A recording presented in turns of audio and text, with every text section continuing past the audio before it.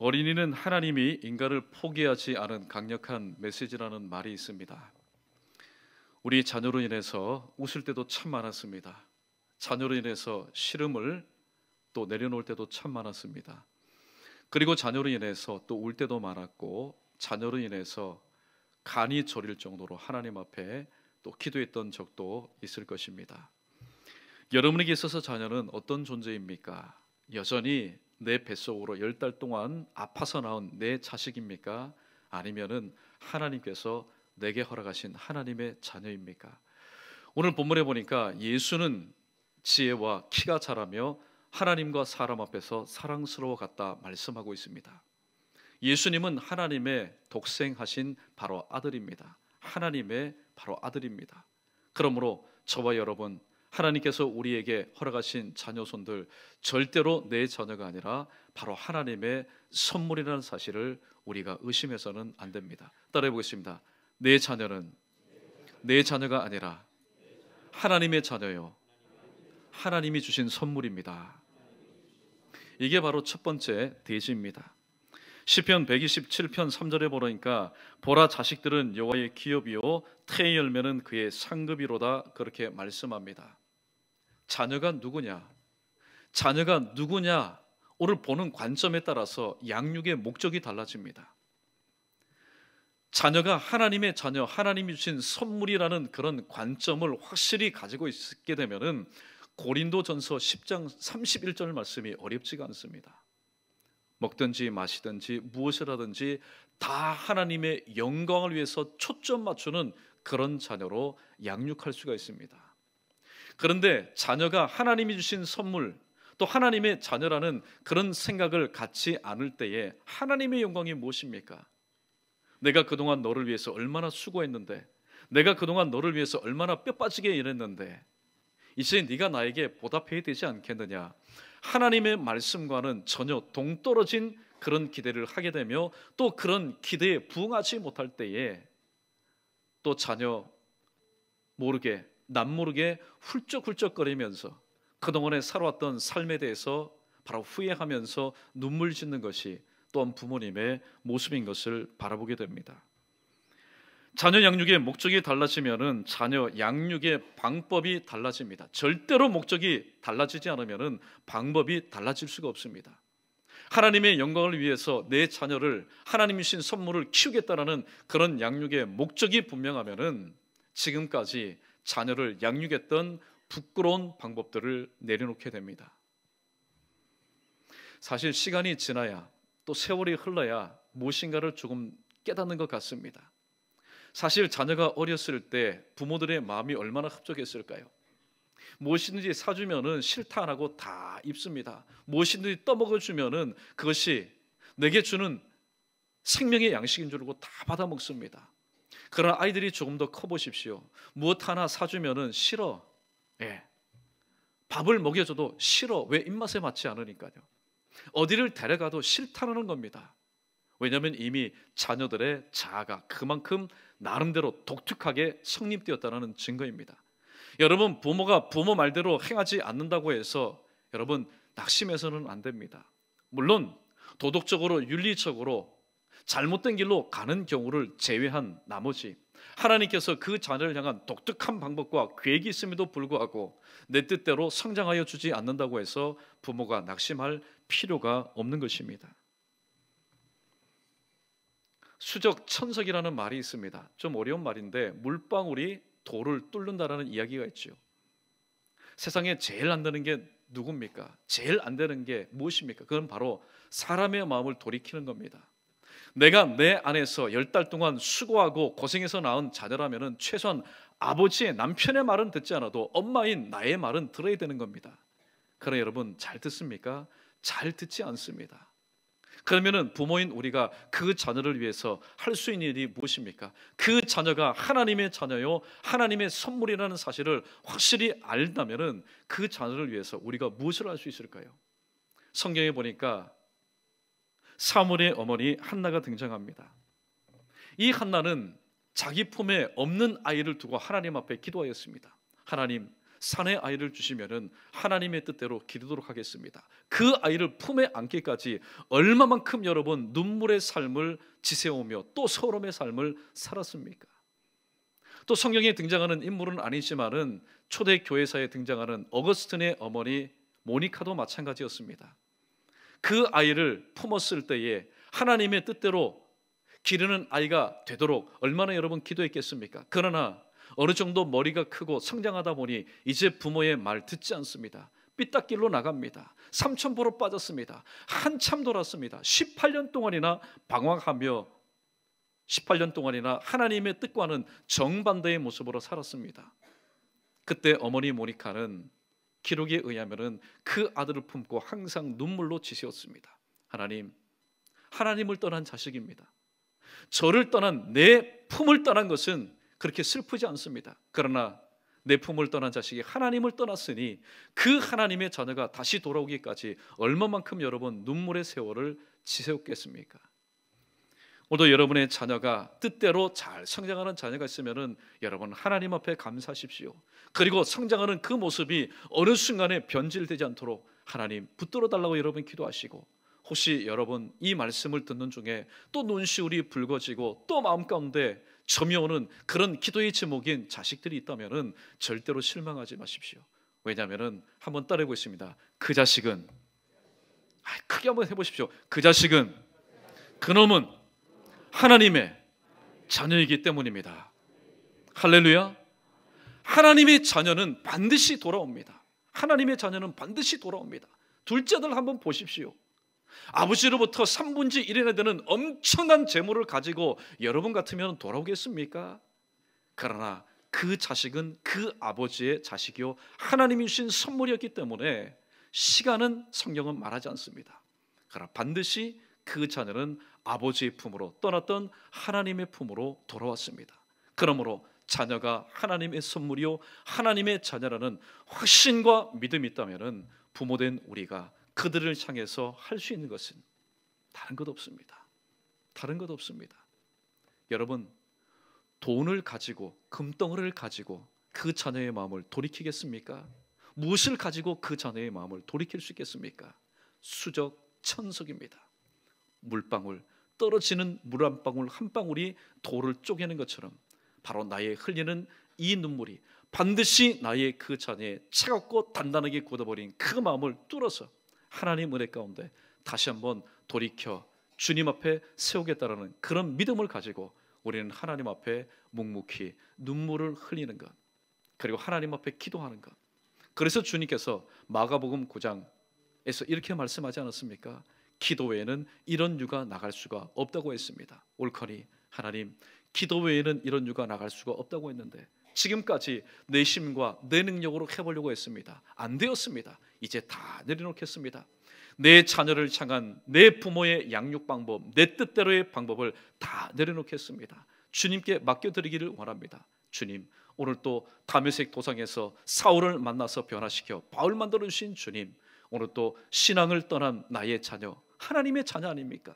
내 자녀이기 전에 하나님의 자녀 아닙니까? 그 하나님의 자녀가 다시 한번 주님 만나서 인격적으로 변화되어 주님 전전으로 시온의 영광이 빛나는 아침, 매였던 나의 자녀들이 다시 한번 하나님 앞으로 나올 수 있도록 하나님 내게 먼저 은혜를 덧입혀 주시고 나의 사랑하는 자녀에게도 그러한 풍성한 은혜 덧입혀 주셔서 다시 한번 주님께로 돌아와 하나님의 선물다운 삶을 살아갈 수 있도록 큰 은혜 덧입혀 달라고 그렇게 기도하시며, 그 기도 끝자락에서 다시 한번 여러분의 눈물을 머금은 자녀들이 주님께로 돌아오는 그런 귀한 역사가 일어나기를 주님의 이름으로 축원합니다. 두 번째, 자녀가 하나님이 주신 선물이라면은 이렇게 양육하는 것이 옳을 것입니다. 하나님을 아는 자녀로 키우는 것이 바로 성경적인 모습입니다. 부모가 하나님을 아는 것과 자녀가 하나님을 아는 것, 여러분 자동적으로 대물림되지 않습니다. 성경을 한번 보십시오. 아론 제사장의 아들 나답과 아비후, 엘리 제사장의 아들 홈니와 비나스, 그리고 기도의 선지자 사무엘의 아들 요엘과 아비야. 성경은 똑같이 증언합니다. 아버지는 위대한 제사장이요, 아버지는 위대한 기도의 사람이었지만은 그의 자녀들은 하나님의 뜻대로 살지 못하였다, 그렇게 말하고 있습니다. 그러므로 내가 목사이기 때문에 내 자녀가 신앙이 좋겠다, 내가 중직자이기 때문에, 내가 오랜 동안 신앙생활했기 때문에 내 자녀의 믿음은 문제가 없어, 그렇게 얘기해서는 안 됩니다. 그렇기 때문에 우리는 오늘 두 번째 교훈의 말씀처럼 하나님을 아는 자녀로, 하나님을 아는 자녀로, 하나님을 만나는 자녀로, 하나님을 체험하는 자녀로 우리의 자녀를 양육할 수 있어야 됩니다. 오늘날 세상이 너무나 바쁘게 돌아갑니다. 저도 자녀가 있지만은 수학 문제 가지고 물어보면은 사실 머리를 극적극적할 때가 참 많습니다. 제가 고등학교 때 배웠던 것 이미 중학교 1학년, 2학년 때 그 문제가 나오더라고요. 여러분, 이렇게 시대는 빨라지고 있습니다.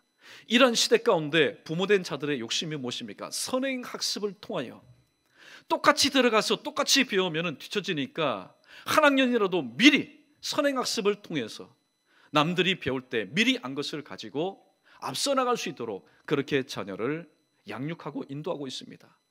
사실 대한민국 부모의 그 교육열 누가 말리겠습니까? 여러분, 잘못된 것 아닙니다. 그러나 오늘 성경은 우리에게 이렇게 귀뜸해 줍니다. 세상을 살아갈 수 있는 지식과 세상을 살아갈 수 있는 방법에 대해서 양육하는 것, 가르치는 것도 중요하지만은 먼저입니다. 먼저 하나님을 아는 지식을, 하나님을 아는 지혜를 먼저 양육하고 먼저 가르치라고 말하고 있습니다. 오늘 여러분, 믿음의 가정들의 부모들이 왜 마음 아파하며, 왜 오늘 또 마음 한구석에 후회가 있으며, 왜 때로는 자녀를 생각할 때마다 눈물을 흘리며 기도합니까? 바로 조기 신앙 교육에 있어서 한 템포 늦었다는 것을 알고 있기 때문입니다. 내 자녀가 어렸을 때에 손을 잡고, 아무것도 모를 때에 내 자녀의 손을 잡고 주일 성수하는 것은 이것이다, 하나님의 말씀을 묵상하는 것은 이것이다, 또 기도하는 것은 이것이다, 봉사하는 것은 이것이다. 손을 잡고 내 아이의 머리가 백지일 때에, 아무것도 모를 때에 그렇게 성경적으로 기르지 못했던 것을 때로는 마음 아파하면서 오늘 또 기도 제목 삼고 하나님 앞에 기도하고 있지 않습니까? 그러므로 하나님을 아는 기초 위에다가 세상을 아는 지식을 쌓아 나갈 수 있어야 됩니다.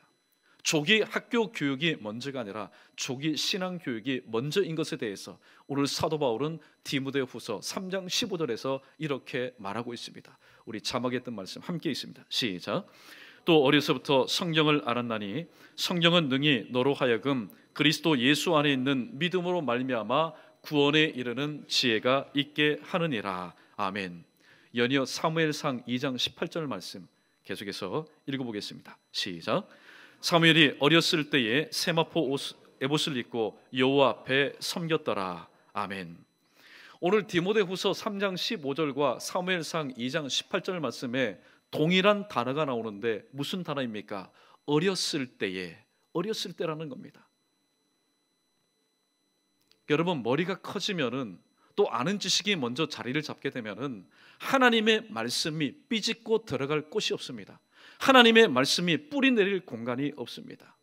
그런데 미리 습득한 이 모든 지식이 하나님을 아는 지식이면 얼마나 좋겠습니까? 그러나 요즘 노출된 우리 주일학교 믿음의 자녀들에게 노출된 모든 학교의 공교육, 사교육의 그 근본이 무엇입니까? 근저가 무엇입니까? 진화론 아닙니까? 진화론이 무엇입니까? 어리석은 자는 하나님이 없다 하느니라. 하나님이 없다라는 것을 기초로 하여서 모든 학문이 세워진 그것, 그리고 그것을 먼저 습득한 우리의 자녀들이 뒤늦게 때늦은 시기에 하나님의 말씀을 듣고 하나님의 말씀대로 살려고 하니 여러분, 세상에 이것처럼 힘들고 이것처럼 괴로운 것이 없는 것입니다. 그러나 사무엘상 2장 18절에 등장하는 사무엘을 한번 보십시오.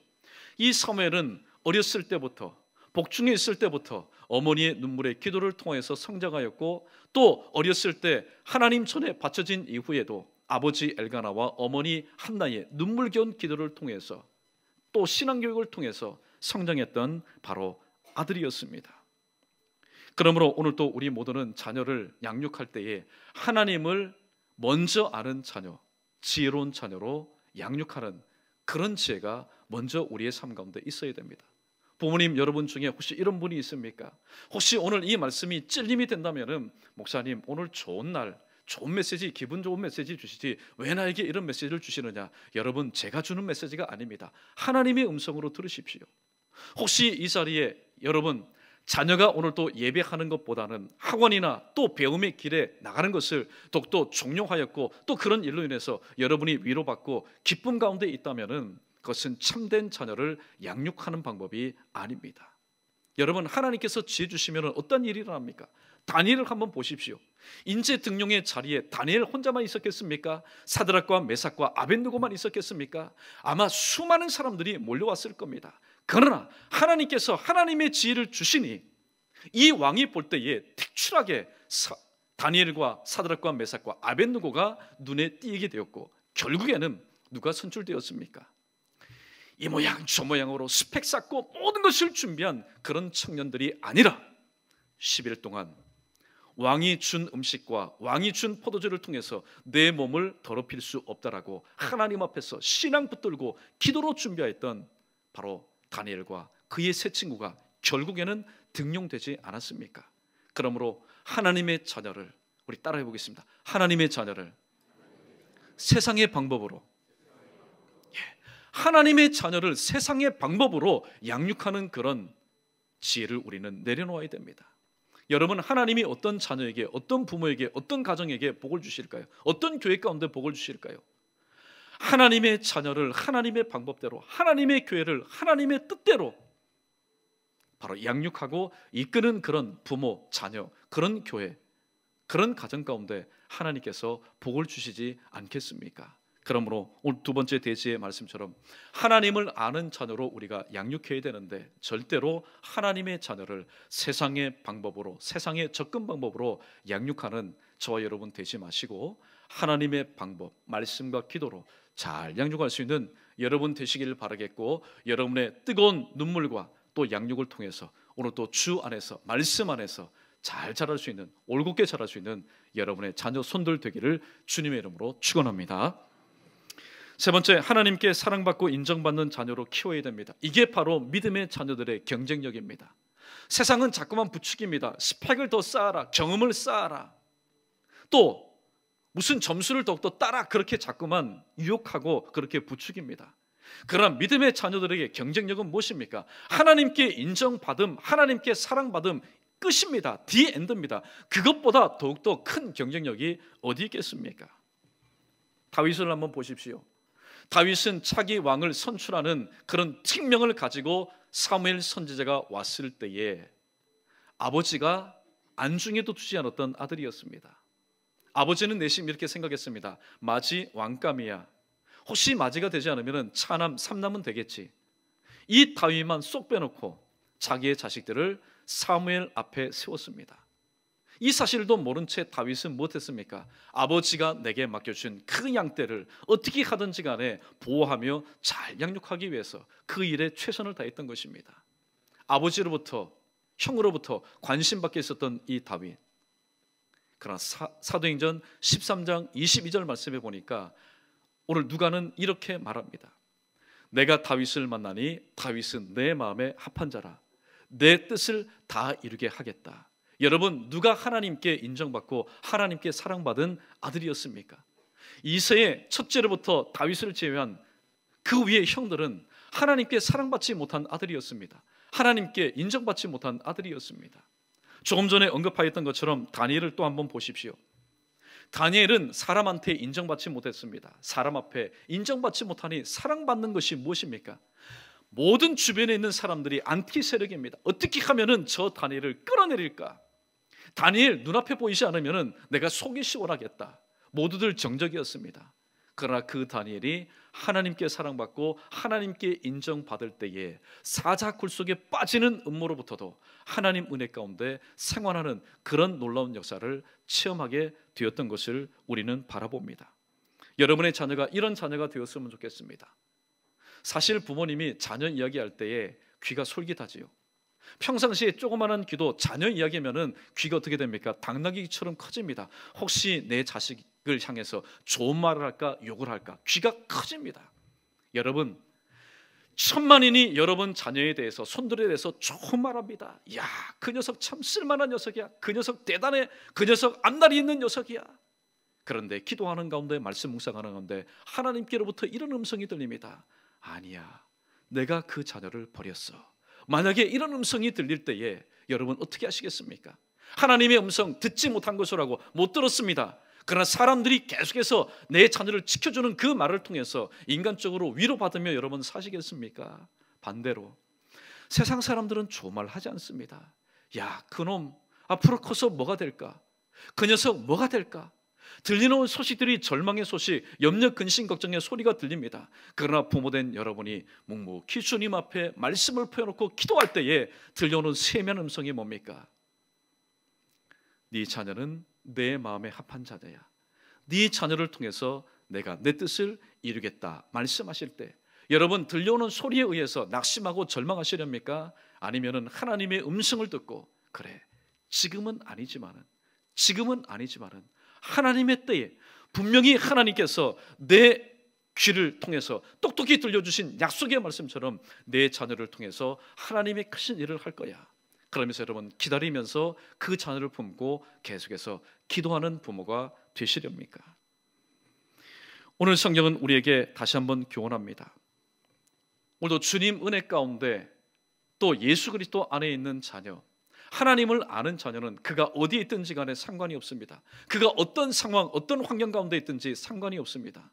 왜냐하면 그 자녀가 하나님께 사랑받고 하나님께 인정받는 자녀라면 어떤 상황, 어떤 자리, 어떤 시공간 안에서도 그는 경쟁력을 가지고 다니엘처럼, 그리고 무엇보다도 오늘 본문에서 우리가 늘 사모해야 될 예수님처럼 이 땅에서 영육간의 경쟁력을 가지고 하나님 아버지의 뜻을 온전히 이루는 하나님의 자녀로 귀하게 쓰임받는 우리 모든 자녀가 될 줄로 믿습니다. 이런 자녀를 통하여서 하나님 앞에 영광 돌릴 수 있는 저와 여러분 우리 모두 되기를 다시 한번 주님의 이름으로 간절히 축원합니다. 마지막 네 번째, 그러므로 예수님을 인생의 모델로 삼는 자녀로 우리는 키워야 됩니다. 부모들이 가끔 가다가 자녀에게 이렇게 질문하죠. 근데 부모가 그렇게 질문하는 것은 낯뜨거워서 사실 그렇게 질문을 잘 하지 않습니다. 너 누구 닮기를 원하느냐? 그런데 때로는 사람들이 물어봅니다. 너 커서 무엇이 될래? 선생님들이 많이 그렇게 물어보지 않았습니까? 자, 너는 커서 무슨 인물이 될래? 어떤 인물이 될래? 자, 저 아무개 되기를 원합니다. 선생님이 면담합니다. 자, 당신의 아이가 이런 인물이 되기를 원합니다. 이런 인물이 되기를 원합니다. 그 인물을 볼 때에 내 자녀가 이런 꿈을 가지고 있구나, 이런 뜻을 가지고 있구나, 여러분 마음에 흡족할 겁니다. 그러나 어떤 분은 저는 예수님처럼 마음이 온유하고 겸손하여 오늘도 세상을 품고 또 위로는 하나님을 섬기며 세상 가운데서 하나님의 뜻을 이루는 그런 사람으로 성장하기를 원합니다. 이런 신앙의 고백을 할 수 있는 여러분의 자녀 손들 되기를 바라겠고, 또 그러한 신앙의 고백이 여러분의 자녀 손들을 통해서 아주 자연스럽게 나타날 수 있도록 오늘 또 뒤에서 기도와 눈물을 통해서 양육할 수 있는 바로 믿음의 여러분 우리 모두 되기를 주님의 이름으로 간절히 축원합니다. 기도합니다. 하나님 아버지 감사합니다. 주님 세우신 몸된